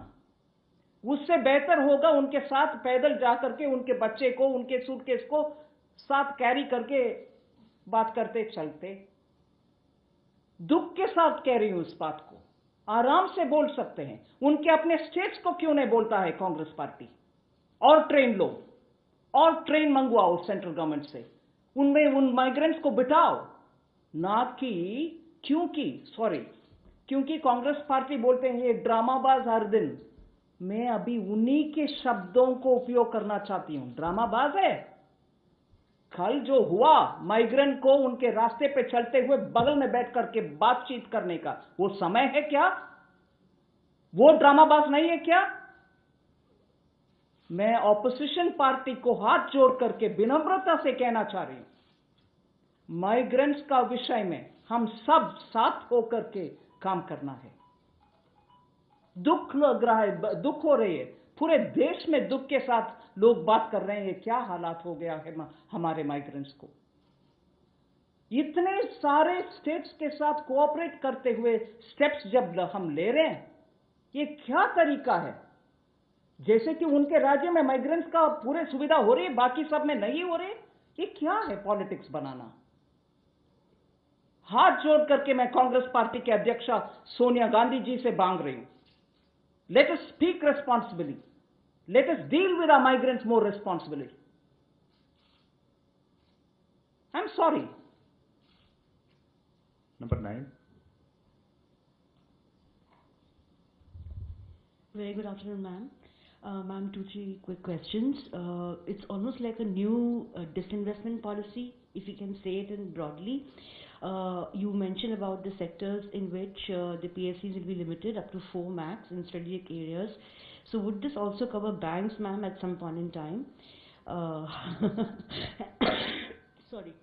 Ma'am, second also, ma'am, we have... I think stick to one because the large number of these... One question, just one question. Ma'am, also the additional state borrowing limit, ma'am, but as of now, if you look at the announcements, in case the states are not able to meet those other terms and conditions, so actually at this point in time, it's additional 0.5%, ma'am. I fully take your point that they need additional funds, but it's also an opportunity. After all, what we are asking of them, we are giving unconditionally 0.05. What we are asking of them is only going to help their own people. One nation, one ration card. Who will have an objection to fulfill that, ma'am? And at a district block level, if there are steps to be taken for small units which are all, having compliance problems, we call it grandiose ease of doing business. But they are going to help their own citizens who are at the block level trying to do some business. Urban local bodies and their revenues can be better managed. Power sector reforms, right? Thank you. Power sector reforms. You saw the way infusion of capital is happening. 90,000 crores is given for nothing, is it? No. We want unbroken supply of energy, electricity. If power companies can have a better management of their monies, if receipts are honored in time, these are things which are going to eventually help the poor farmers for whom many states have given free electricity. After all, we don't want that to be disrupted. So we are not even getting into the way of doing, we want you to do this way. No, these are commonly accepted beneficial steps for the poorest of the poor. So technically, I can't say any state having a problem fulfilling it because all of them commit to it anyway. So we are only incentivizing them by, and more importantly, let me tell you, these are not our figment of our imagination. Many of the recommendations of committees, Somanathan will correct me, Finance Commission has also told, please can the states be told to carry forward reforms. So these are not impossible steps that we are asking, very realistic, very practical to help the common people. 116. Ma'am नमस्ते, मैं शैलेश हूँ ANI news agency से। Ma'am एक जो भी आपने कांग्रेस के बारे में बात करी है तो उसमें मैंने बात नहीं की है, मैंने मुझसे पूछा सवाल पे जो जवाब दिया आपने तो पार्टी से बाहर आ जाइएगा, please ask your question for the panel. मैं ये आपसे पूछना चाहता हूँ कि जब स्टेट्स, सेंट्रल गवर्नमेंट्स, NGOs और सारी इंडस्ट्री जो है माइग्रेंट्स की मदद करने के लिए आगे आ रही है, तो विपक्षियों को क्यों नहीं साथ लेके चला जाता कि ऐसे मौके पर उनको भी साथ लेकर माइग्रेंट्स की जो सबसे बड़ी प्रॉब्लम है अभी जो अपने स्टेट में already answer madam, I will switch over to the next question unless you want to add. साथ लेकर के विषय में ही बोल रही हूँ, स्टेट के साथ ही बातचीत, रेलवे मंत्री जी ने बातचीत करने के बाद ही ट्रेन का सुविधा के बारे में बोले हैं, वो साथ लेके जाना नहीं है। इसका मतलब क्या है? साथ लेके जाने के मतलब क्या है? हम उनसे बात करके ही उनको जितना चाहिए चावल गेहूं दे रहे हैं ना। हेल्थ मिनिस्ट्री ने पैसा भी तुरंत एडवांस कर रहे हैं ना, साथ लेकर ही जा रहे हैं ना। फिर भी हम बात करें तो एक छोटे you have to no please stop it 20 no stand up. Ma'am, Mukesh from Newsrise, just wanted to ask what will be the burden on the budget, this year's budget of this package that you have announced, and how will you finance that? At this moment, I'd like to request you for one thing, because I need media to also look at India, which has to rise from this crisis. I want you to look at where this money is going. किन के हाथ में जा रही है, किसके लिए जा रही है?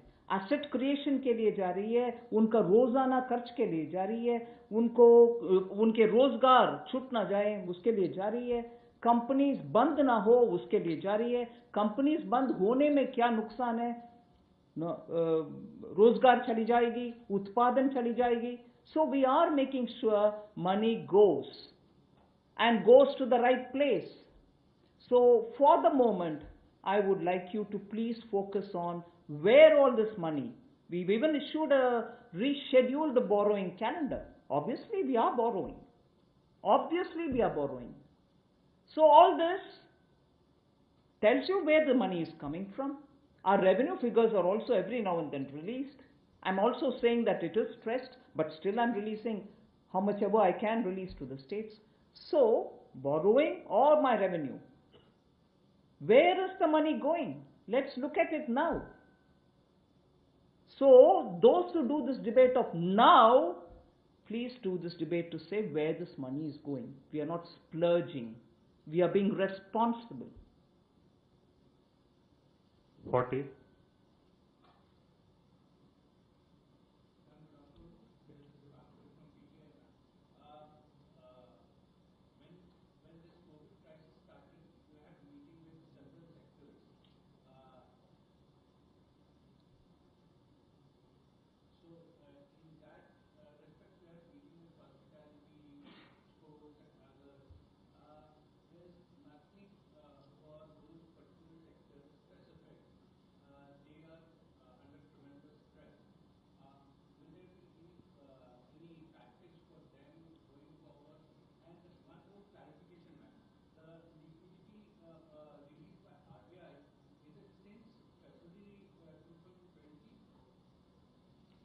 I'd like to first of all tell you that if you're going to look at only A, B, C sector-wise, you might ask me, why not this sector, why that sector? But the way in which we have tailored it, anybody belonging to these categories of, business description, MSME, or those who are in certain kind of term loan arrangement, or those who have already got into stress situation, a partial guarantee and so on.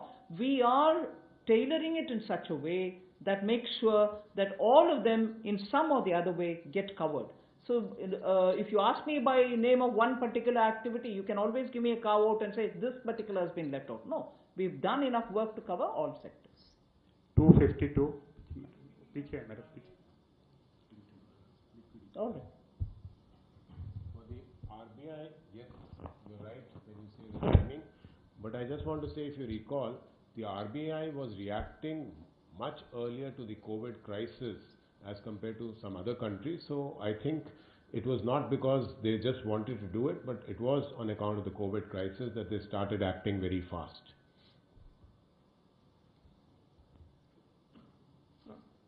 Ma'am, Yes, I'm- please.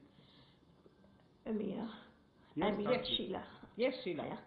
Ma'am, as much as controversy over migrant issue, which is very sensitive issue, but an interconnected issue is, and critics of the government would like to know, including Nobel Peace Prize winner economists also are asking that why can't government just put money, more cash, up to 5,000 to 7,000 rupees in poor people's hand, which is less complicated thing. Can you answer, please? Yeah, many solutions can be offered. We've taken on board all the suggestions which have come and worked out something which we think has an impact. 52.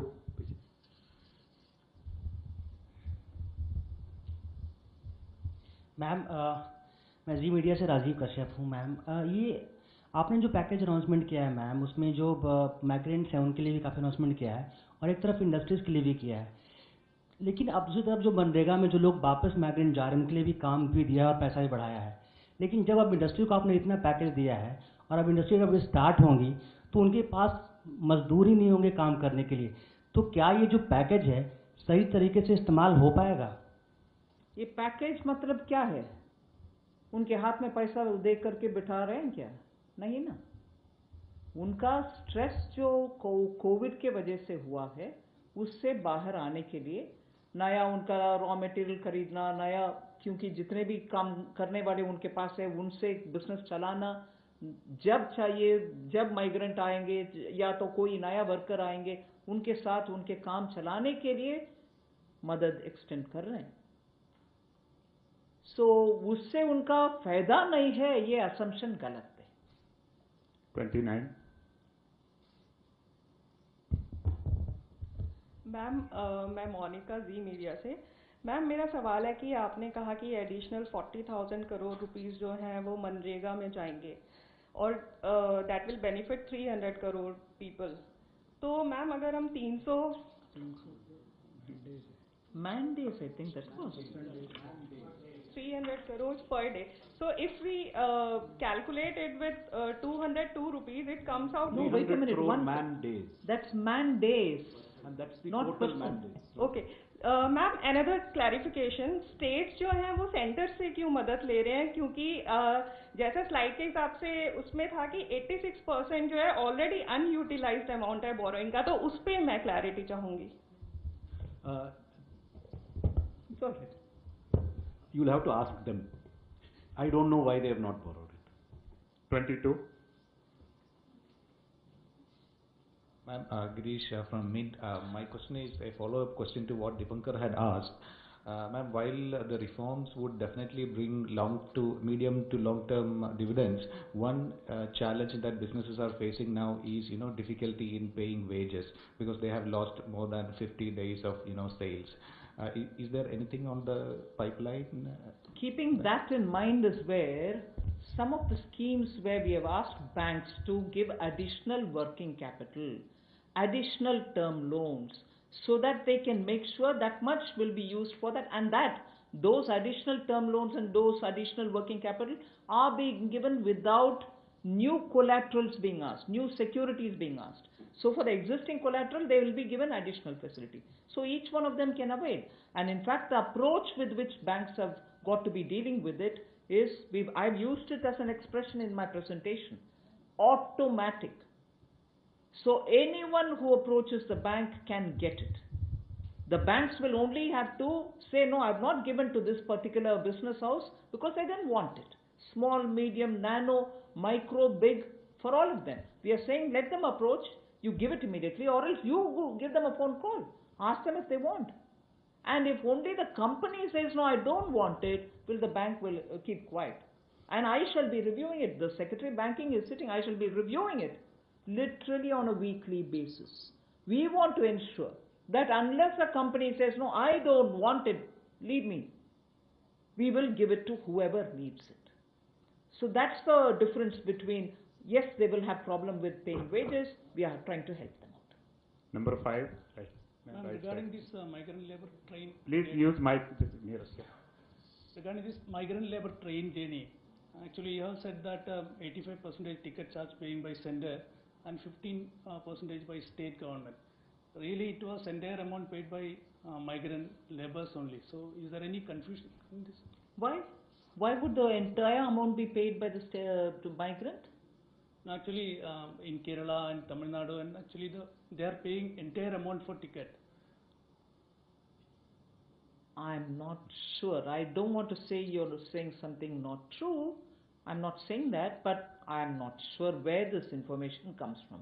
That's not right.